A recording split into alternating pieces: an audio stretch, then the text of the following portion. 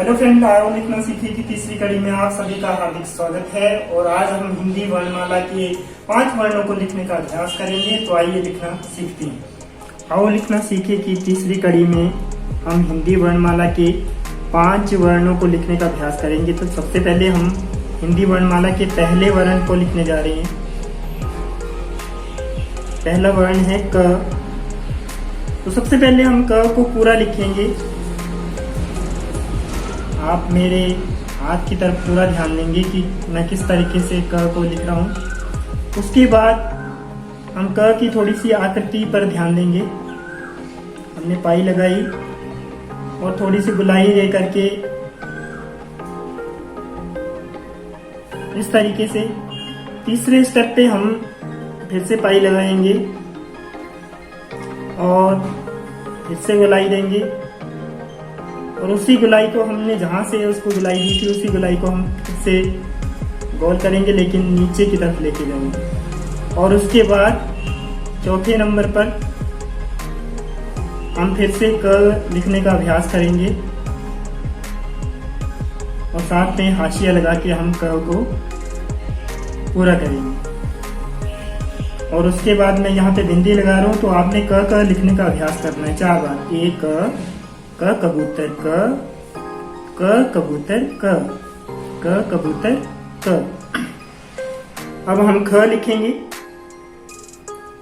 ख एक बड़ा ही मजेदार और बड़ा ही इंटरेस्टेड जो वो एक वर्ण है, क्योंकि ख को देख के ही पता चल जाता है कि किसकी लिखाई कितनी अच्छी है। तो सबसे पहले इसकी आकृति को हम समझेंगे। मैंने क्या किया, पहले हमने र की तरह बनाया और इसको थोड़ा सा ऊपर ले गया और उसके बाद फिर इस प्रोसेस को दोहराएंगे। र लिया, र को थोड़ा सा ऊपर ले गए, लेकिन ऊपर से हमने साथ में उसको गोलाई भी दे दी। और अंतिम में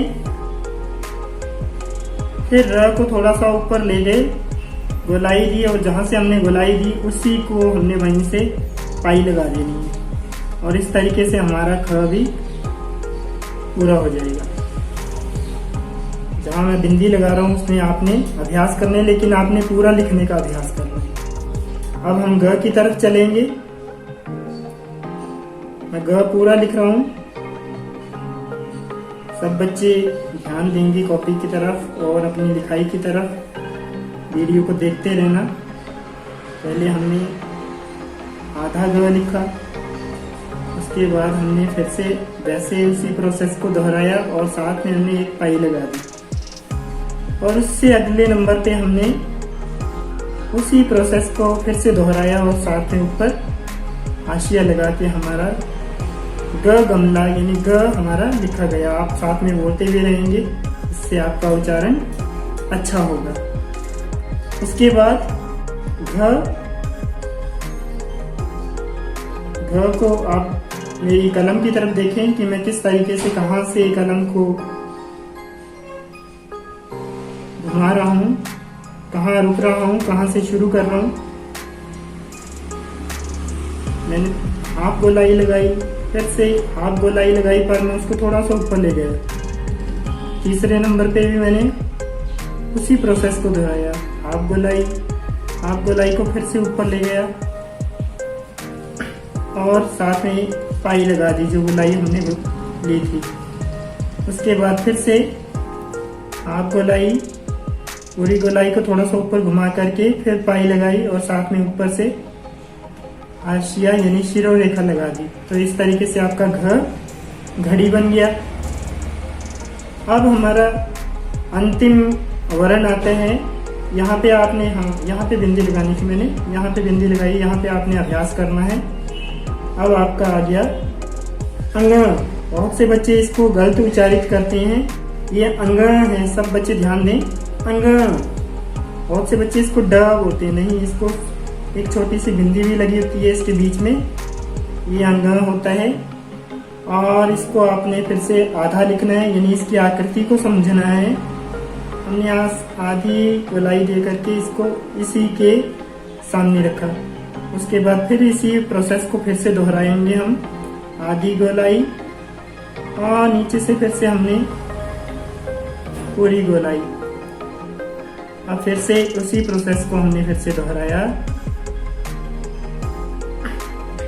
छोटी सी बिंदी लगाई बीच में और हमारा अंगा तैयार। और इसी तरीके से हमारा ये हिंदी वर्णमाला के 5 वर्ण पूरे हुए। तो इसी तरीके से हम इसका अभ्यास करेंगे। ठीक है, आपने जो बीच में मैंने बिंदी लगाई है इस पे आपने अभ्यास करना है, लेकिन आपने पूरा लिखने का अभ्यास करना है इन आकृतियों को देख देख करके। जैसे क की आकृति आधा किया, फिर थोड़ा सा और आधा किया, फिर लास्ट में पूरा किया।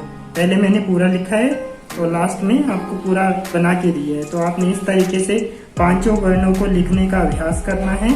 और अभिभावक ध्यान दें कि जब आपका बच्चा लिखता है तो पेंसिल का प्रयोग करें, क्योंकि पेंसिल से अगर आपका बच्चा न्यू लर्नर है, अगर आपका बच्चा जो स्टार्टिंग से सीख रहा है तो उसको पेंसिल से अभ्यास करवाएं। और जो बच्चे लिखने में परिपक्व हो गए हैं वो पेन से लिख सकते हैं। आज की वीडियो में बस इतना ही। धन्यवाद। नितिन।